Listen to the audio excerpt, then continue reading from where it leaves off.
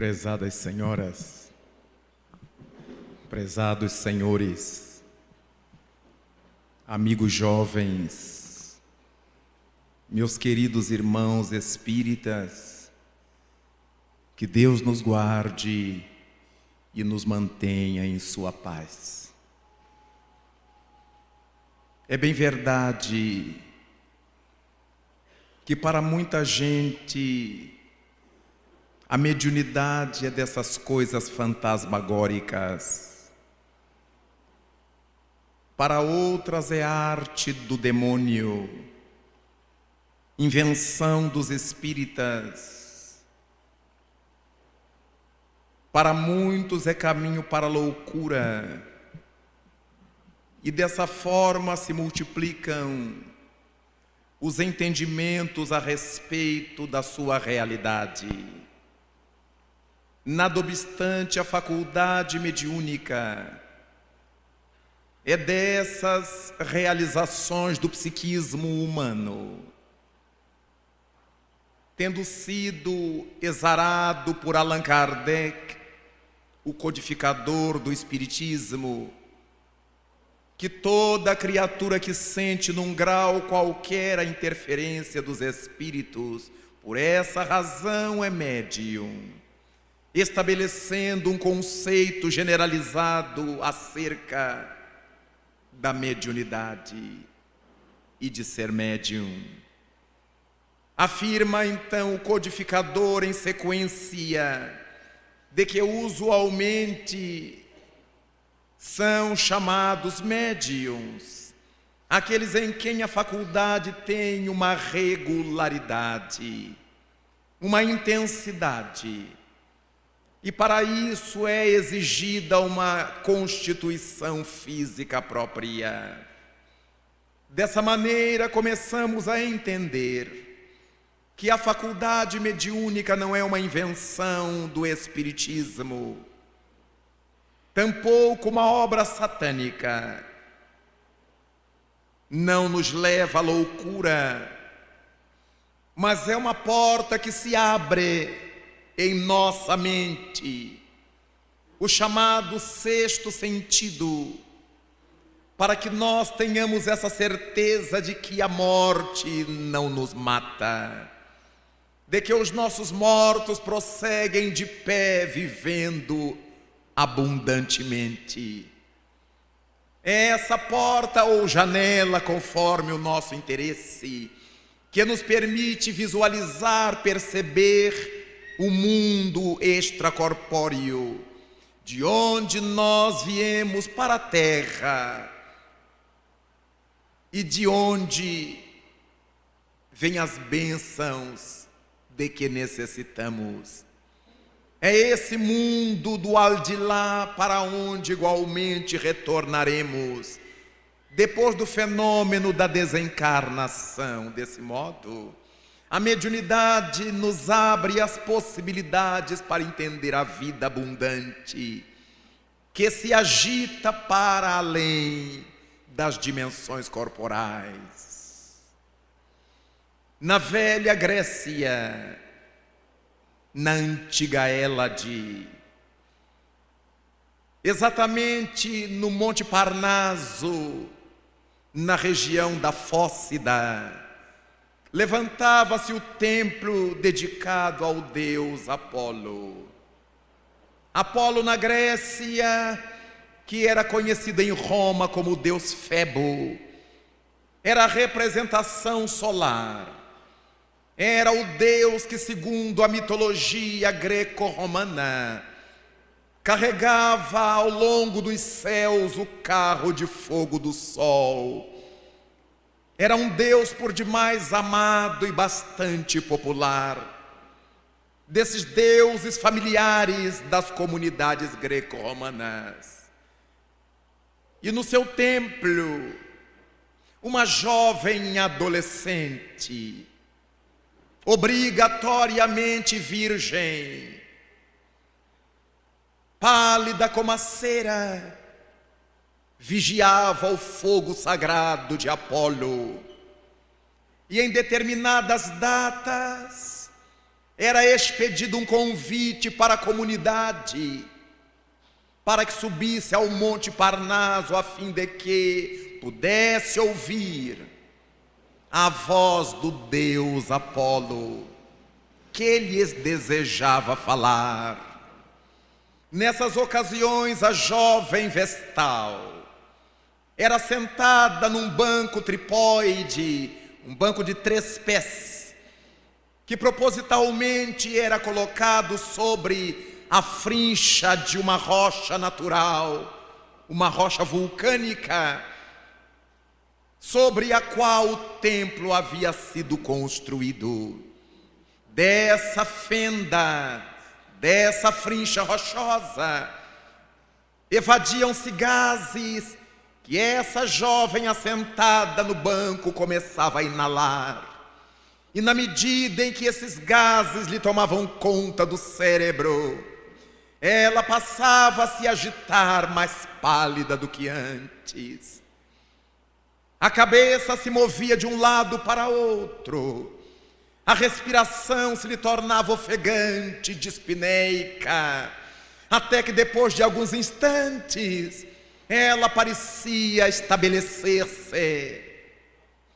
O corpo se detinha, a respiração, embora forte, já não era estertorada, e ao invés da placidez da voz jovial da adolescente, o povo ali reunido escutava a voz troante máscula que vazava de sua garganta. Era a incorporação do deus Apolo.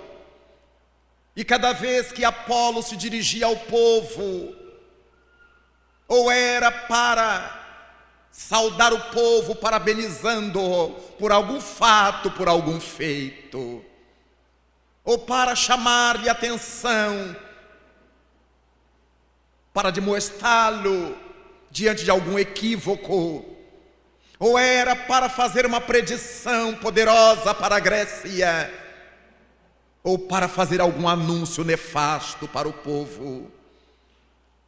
Sempre que algum fato importante pesava sobre a Grécia, Apolo vinha falar às multidões. E dessa forma, o povo ouvia silencioso a voz do Deus mitológico, através da voz daquela jovem médium. Era a pitonisa de Apolo.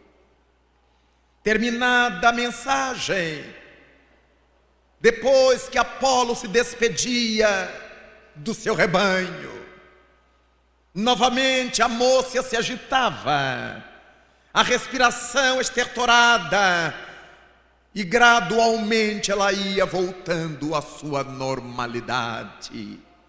O povo se evadia para refletir a respeito do que lhe houvera dito o amoroso deus Apolo. A Grécia sempre viveu em redor dos fatos mediúnicos. Cada agrupamento que realizava esses contatos com a imortalidade era chamado na Grécia de mistério. Por isso a história nos fala dos mistérios de Delfos, de Eleusis, dos mistérios variados que se espalhavam por múltiplas regiões da Grécia. E em cada um desses mistérios, os deuses falavam às comunidades em derredor.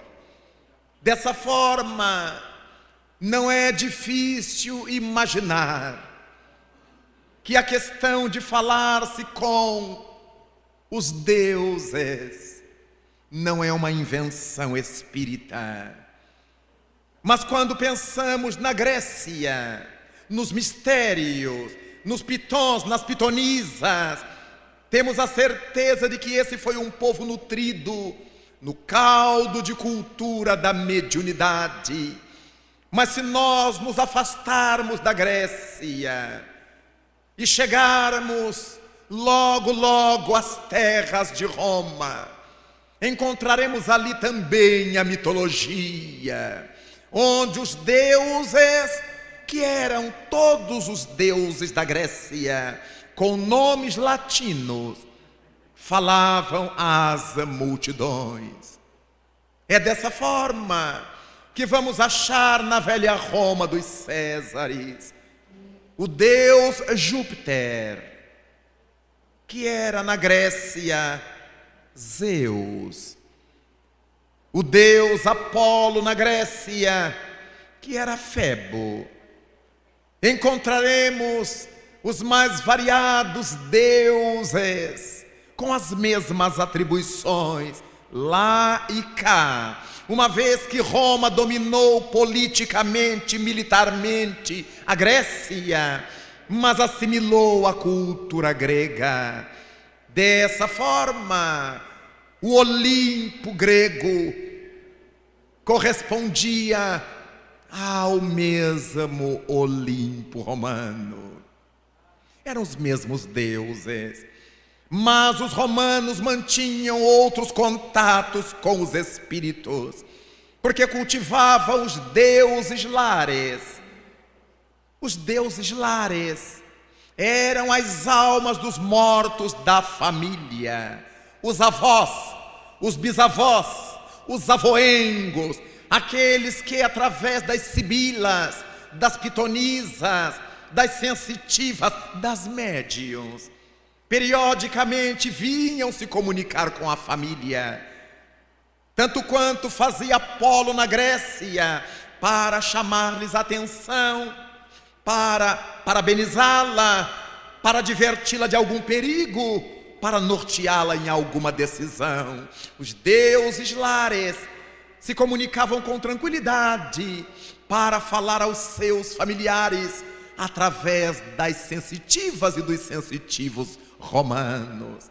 Ali, além dos nomes adotados na Grécia de Piton, de Pitonisa, os médiuns eram chamados de arúspices, de sibilas e variados outros nomes de acordo com a religião a que pertencessem as criaturas. Mas a Roma travava ainda um contato especial com os mortos, porque tinha verdadeiro horror a que os corpos dos mortos não fossem sepultados. O pior praguejamento que alguém dirigia a um romano era dizer-lhe que depois da morte seu corpo não seria sepultado, porque quando o corpo não era sepultado, eles acreditavam que a alma ficava vagando, donde surge a mitologia das almas que penam, das almas penadas. Então era de praxe, quando morria alguém da família, os familiares colocavam entre os lábios do cadáver uma moeda de determinado valor, para que o falecido pudesse pagar ao barqueiro Caronte, conhecido como barqueiro do inferno, a travessia pelas águas do rio Letes, o rio do sono profundo, até a ilha dos mortos. Por isso, todas as coisas que são relacionadas à morte, nós dizemos que elas são letais, letalizantes.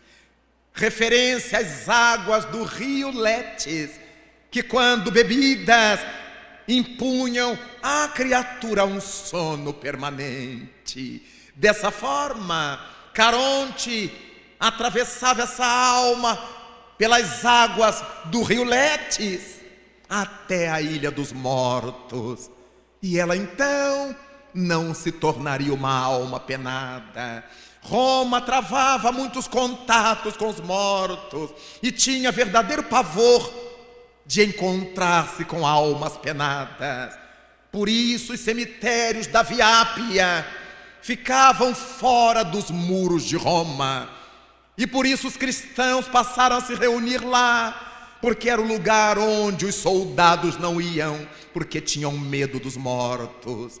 Até que o imperador deu ordens, Nero deu ordens, e eles tiveram que vencer o medo e aprisionar os cristãos pela primeira vez.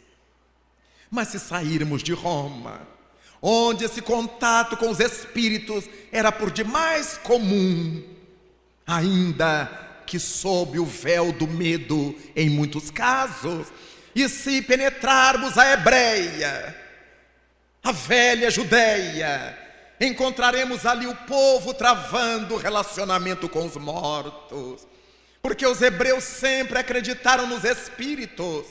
Basta que abramos a Bíblia judaica, no seu primeiro capítulo do primeiro livro do Gênesis, no primeiro versículo, o que vamos ler é a relação com os espíritos, porque dirá o texto: no princípio eram as trevas, e o Espírito do Senhor flutuava sobre a face do abismo. Já começa a Bíblia judaica fazendo uma referência ao Espírito do Senhor. Mas ainda no Gênesis, nós vamos encontrar Moisés passando pelo monte, e a voz no sarçal que fumegava, chamando-lhe a atenção para que ele tirasse as sandálias dos pés, para que pusesse o rosto no chão, porque aquele era o lugar santo. E dessa forma, cada livro do Velho Testamento nos traz referências da relação dos judeus com os espíritos. Chegamos ao Deuteronômio, no capítulo 18, quando as pessoas dizem que Moisés proibiu o espiritismo. O espiritismo é do século XIX. Moisés o teria proibido 4.000 anos atrás. Naturalmente é a má vontade, a má intenção dos intérpretes. Mas o fato é que as pessoas travavam contato com os espíritos. Por qualquer coisa iam consultar os espíritos. E Moisés tratou de disciplinar aquele relacionamento indevido, ameaçando de morte aqueles que fossem procurar o conhecimento da verdade através dos mortos. Como Moisés, ao que nos consta, não era doente mental, se ele proibiu alguma coisa, porque essa coisa acontecia.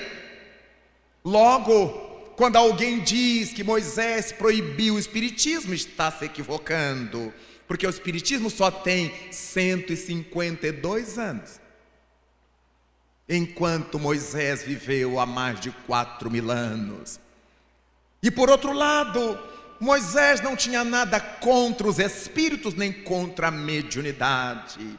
O que se passa é que o povo não pensava mais, exatamente como hoje. Qualquer problema vai perguntar ao médium, qualquer problema vai perguntar ao espírito. Não se dá mais o trabalho de evoluir. Então se pergunta aos espíritos se pode mudar de casa, se pode mudar de roupa, se pode comprar o carro novo, se pode fazer a viagem, se essa é a pessoa com quem eu posso casar. Logo, as criaturas vão se escravizando e não se desenvolvem no discernimento. Essa realidade de há 4 milênios é a mesma de hoje nas devidas proporções. As criaturas vão à ledora de mão, à bola de cristal, elas vão à dona que lê o futuro, que resolve problemas, que casa em 3 dias, que faz voltar o amor. Só não resolve os próprios problemas, mas dos outros elas resolvem. E a ignorância popular diz assim: é uma dona espírita.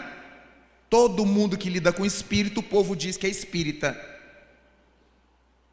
É muito curioso, porque a gente vai num terreiro de Umbanda e há um monte de imagens de santos católicos, e ninguém diz que lá é a igreja católica. E ninguém confunde o pai de santo com o padre, nem o padre com o pai de santo, e ninguém chama a igreja católica de terreiro de Umbanda. Logo, é uma má vontade contra o espiritismo, porque não é todo mundo que lida com espírito que é espírita. Daí então, se Moisés proibiu que as pessoas fossem procurar conhecimento da verdade através dos espíritos, Está aí uma realidade. Os espíritos podem trazer conhecimento da verdade. Senão, não havia por que ele proibir. A proibição era disciplinar. Porque quando nós lemos o livro de Números, Josué, uma espécie de primeiro-ministro de Moisés, veio fazer queixa a Moisés de que ele descobrira 2 homens que estavam nos arredores de Israel, nos campos, profetizando, e não fazia parte dos 70 que Moisés colocara na tenda, no tabernáculo, num lugar próprio. Moisés escolhera 70 anciãos, e somente a esses 70 deu a liberdade de profetizar. Profetizar em Israel não era adivinhar o futuro. Profetizar era servir de médium. Em Israel, o que se chamava profetismo é o que nós chamamos de mediunismo. Daí então, o profeta era o médium. Então, Moisés selecionara 70 anciãos e lhes deram o direito, e apenas a eles, de profetizar, de exercer a mediunidade. Logo, Moisés confiava neles. E quando Josué veio fazendo queixa de que nos arredores ele encontrara Eldade e Medade, que não faziam parte dos 70, mas estavam profetizando, Moisés desejou saber o que é que eles faziam. E quando Josué foi descrevendo o que os 2 homens faziam, Moisés achou que eles estavam fazendo melhor. Eles estão fazendo bem. Quem me dera, disse o chefe de Josué, quem me dera se toda Israel profetizasse sob o Espírito do Senhor. O problema de Moisés não era sequer com a mediunidade, era com o desequilíbrio da mediunidade. Quem me dera se todo mundo fosse médio equilibrado. Poderíamos traduzir assim: se todos fossem profetas sob o Espírito do Senhor. Então, nós percebemos que Moisés não proibiu nem o espiritismo, que não existia, e nem a mediunidade, porque ele dá bem-aventuranças aos 2 homens que trabalhavam nos arredores, profetizando, exercendo a mediunidade.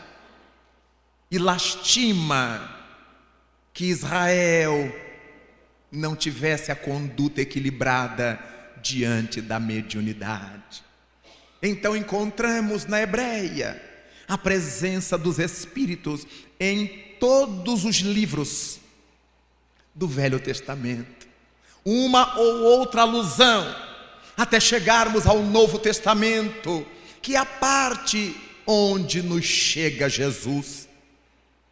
O anúncio de Jesus Cristo foi mediúnico, porque um arcanjo, Gabriel, se apresenta a Maria e diz que ela está grávida.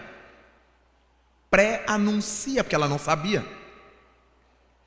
Diz qual vai ser o nome e o sexo da criança, num período que não se falava em ultrassonografia. Através dos sonhos, José tem contato com o arcanjo. Quando o menino nasce, um grupo de entidades sublimes se reúne nos céus de Belém de Judá.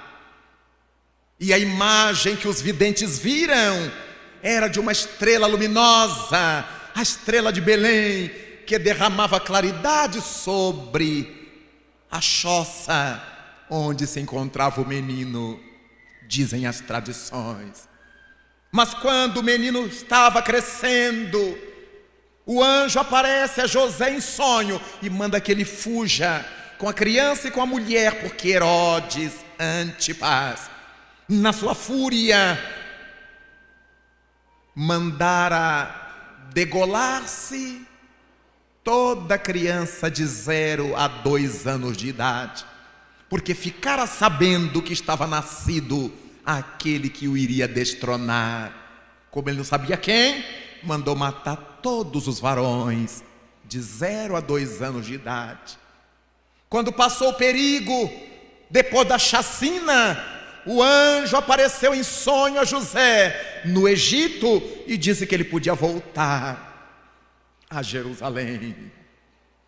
Essa faculdade de ver os espíritos durante o sonho se chama mediunidade onírica, ou simplesmente onirismo. Sempre que a gente sonha com os mortos, estando nós encarnados, mesmo que desdobrado pelo sono, nós estamos encarnados. Então esse contato do vivo com o morto é um contato mediúnico, que se chama onirismo. E quando se faz qualquer trabalho, qualquer tipo de entrosamento, de adivinhação, durante esses contatos da gente com os desencarnados no sonho, se chama oniromancia. Dessa maneira, o Novo Testamento tem começo com os fenômenos mediúnicos. Maria vê o anjo, Maria ouve o anjo, e tudo acontece como o anjo lhe diz. Depois que Jesus cresce, ele é que expulsa os espíritos atormentados. Ele que se dirige às entidades espirituais, nobres ou ignóbeis. E por essa razão ele é chamado príncipe dos demônios, porque só a ele os demônios obedeciam.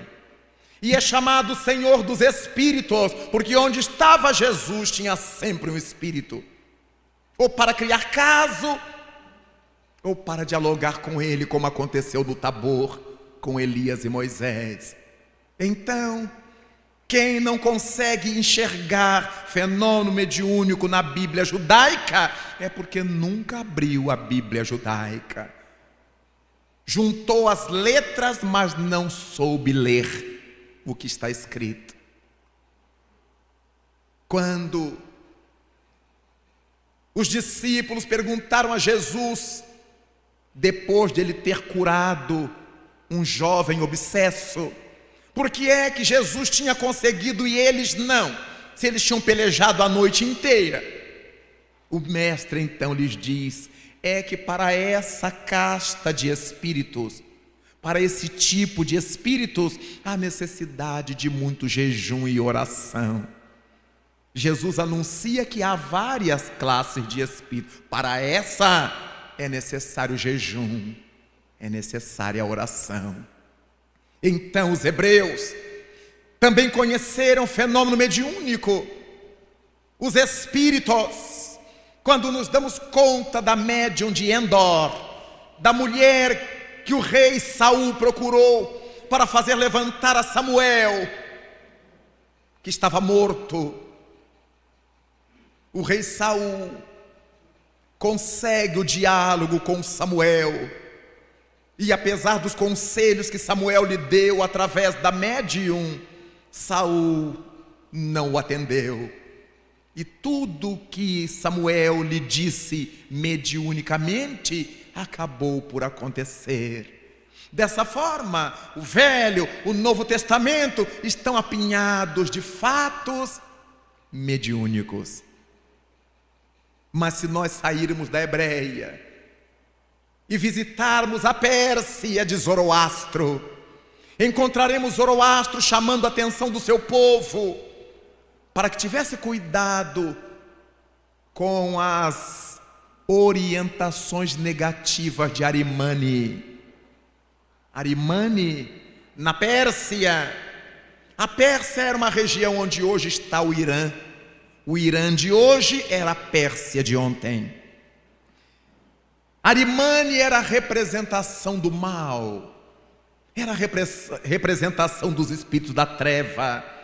É o que nós chamamos aqui de demônio, de Satanás. Na Pérsia era Arimane.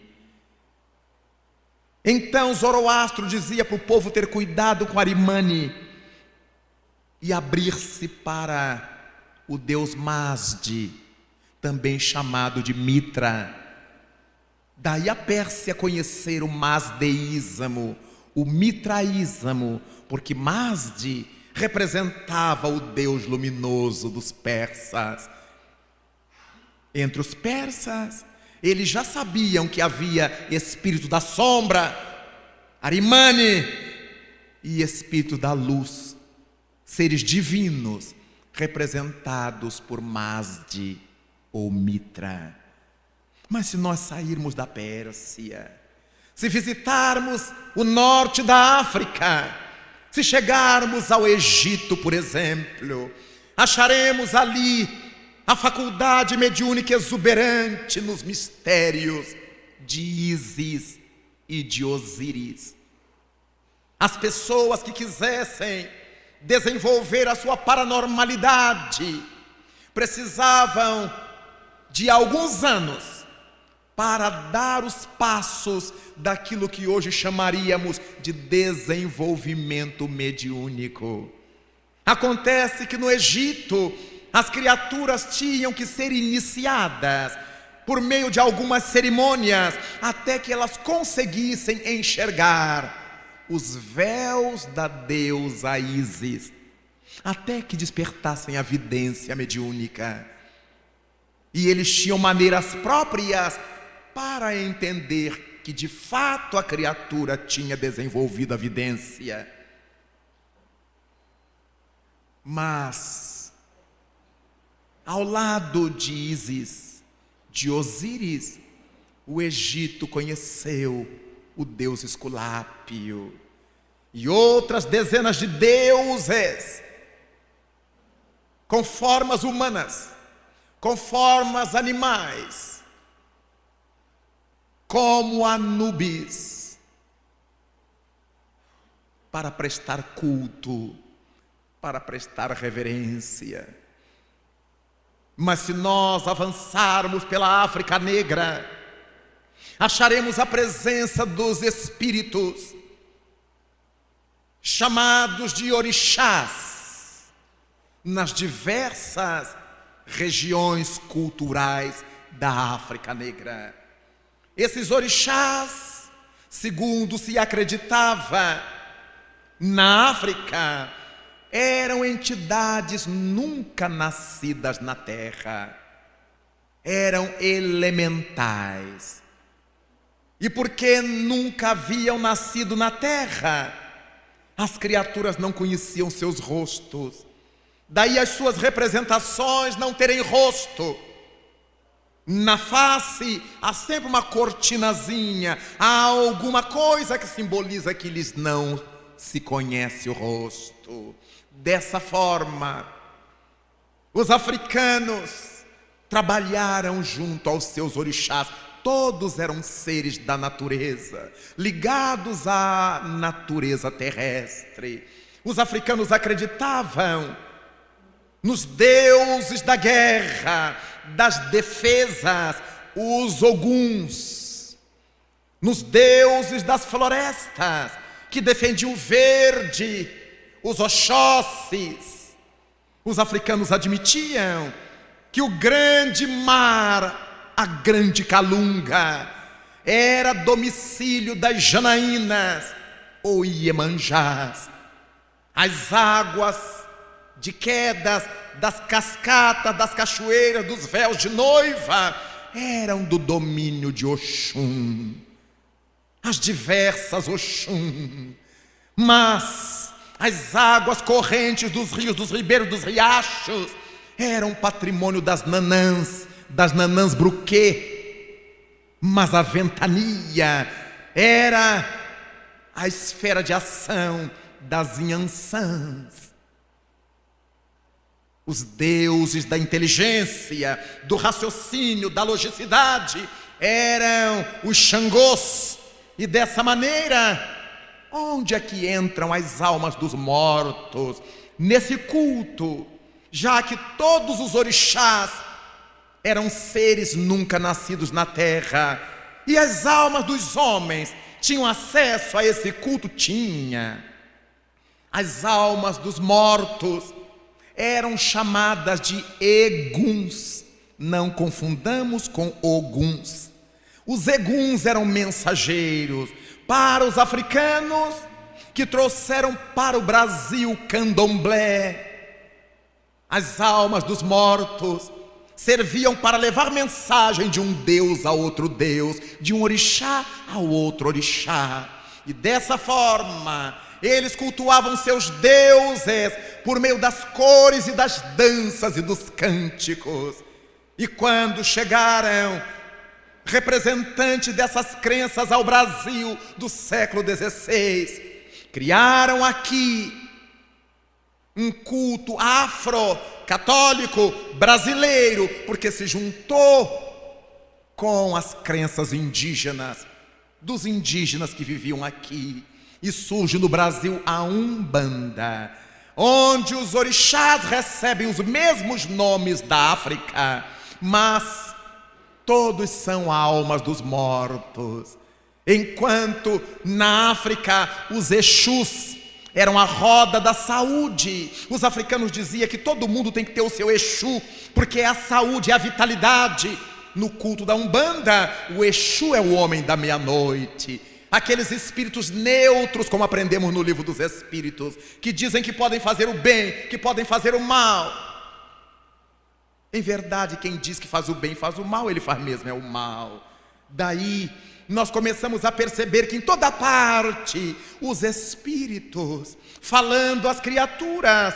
Mas se chegarmos à Índia, a Índia védica, a Índia milenária, acharemos a trindade indiana: Vishnu, Shiva, Brahma e mais 1100 deuses, deuses da guerra, deuses do sexo, deuses da família, deuses variados, a deusa Kali, o deus Ganesha e várias centenas de outros deuses.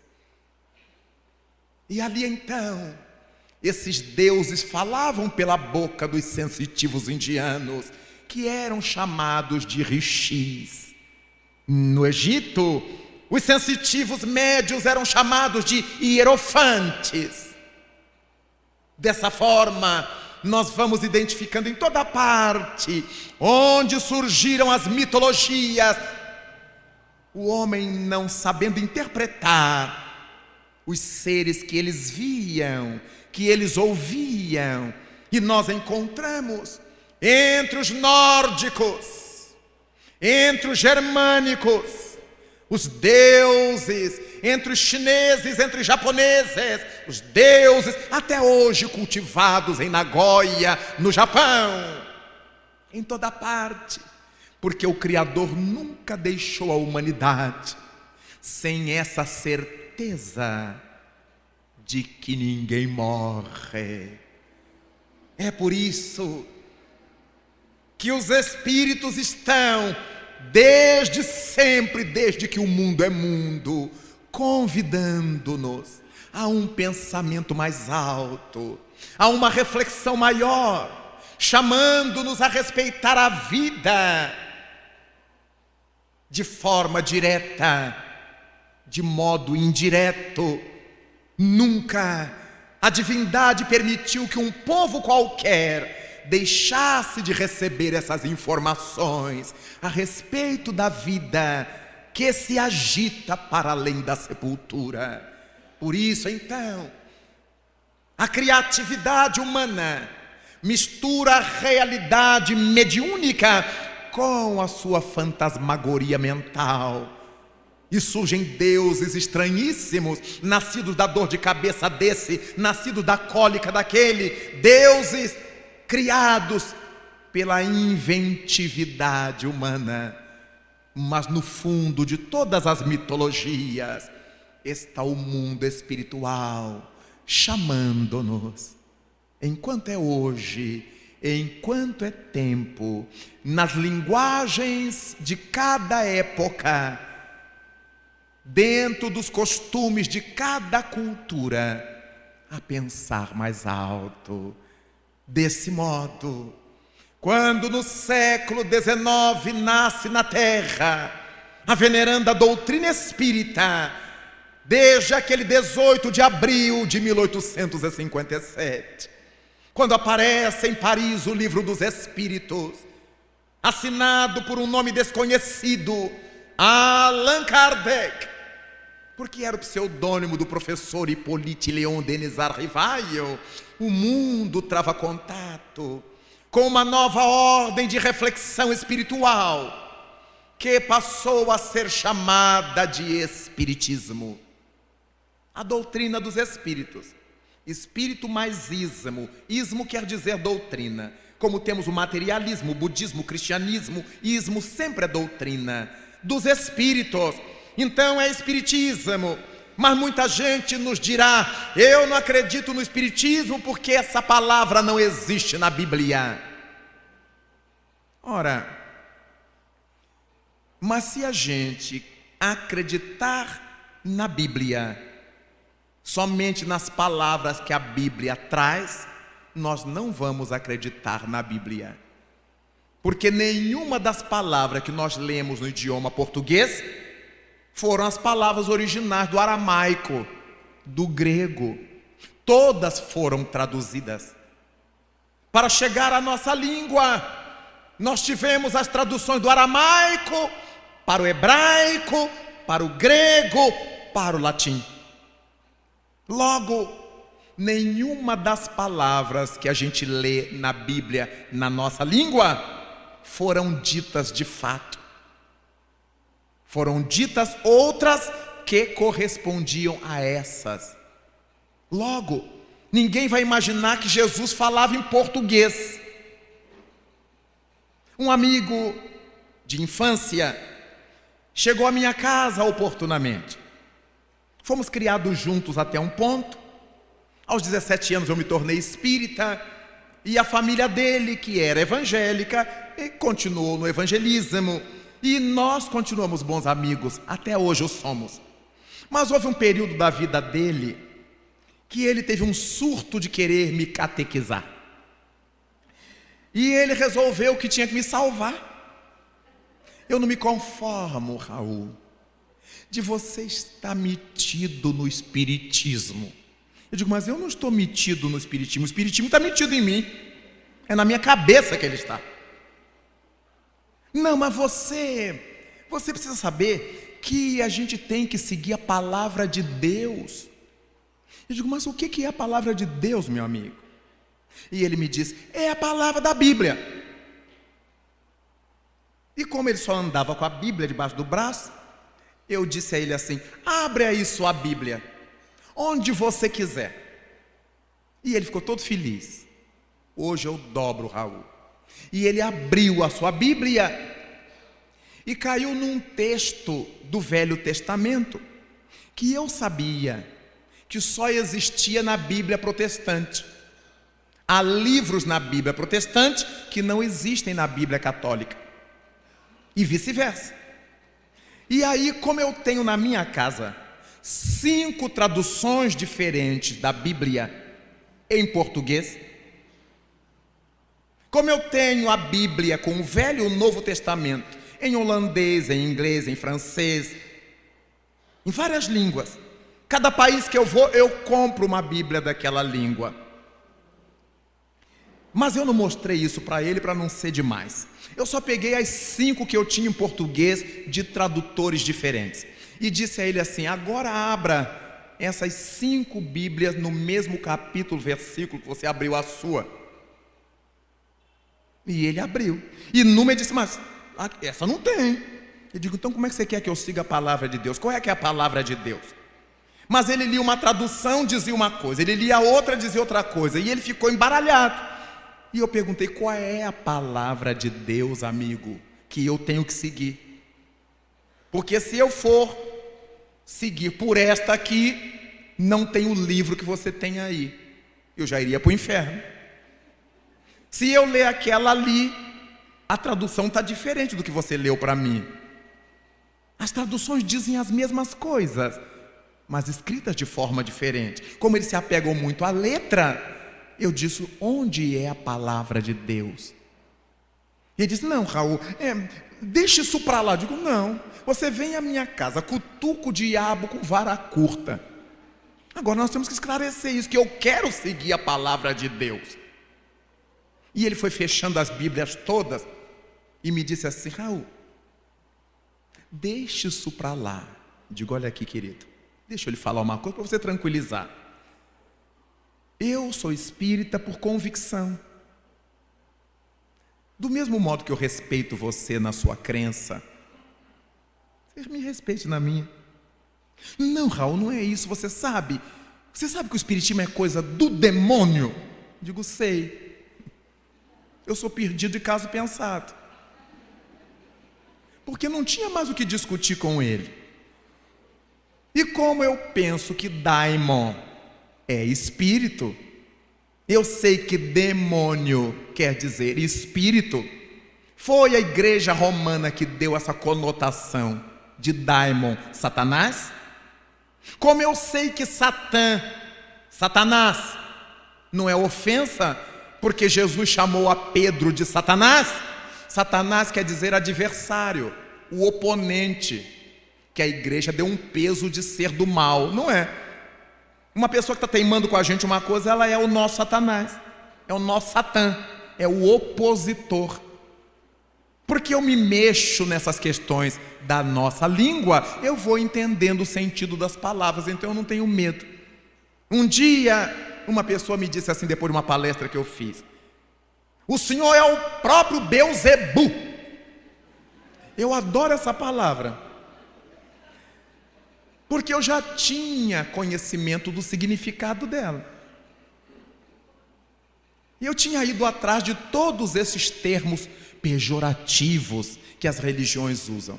E quando eu fui descobrir a etimologia de Beelzebu, eu quebrei a palavra. Ela é uma palavra judaica, é hebraica. Ela é formada de Baal, Zabub. Baal quer dizer Senhor. Na Bíblia a gente não ouve falar do Deus Baal. Era do Deus Senhor ou do Senhor Deus. Então Baal era Senhor e Zabub é mosca. Então Senhor das moscas, eu fiquei até com pena dele. E quando se fala Beelzebu, a turma se benza, se ajoelha, bate com a cabeça na parede, por causa da ignorância. Ela não sabe o que está falando, imagina que Beelzebu seja uma coisa do outro mundo. A gente fica até com pena quando sabe que Beelzebu quer dizer Senhor das moscas. E o meu amigo até hoje me visita, eu o visito, a gente conversa, e nunca mais ele quis me catequizar. E os bons espíritos me dizem sempre: meu filho, a palavra de Deus é toda palavra boa. É toda palavra que corrige, que levanta, que orienta, que ilumina. A mãe educando um filho, é a palavra de Deus que ela está dizendo. Um professor instruindo seus alunos, é a palavra de Deus que ele está usando. Um médico recomendando ao seu paciente, é a palavra de Deus. Então a palavra de Deus é toda a palavra boa. Não é a palavra desse livro ou daquele livro. A palavra de Deus é um símbolo. Tudo que é bom, tudo que é eros, tudo que é para cima, tudo que é pró-vida. Daí então, não tenhamos medo da turma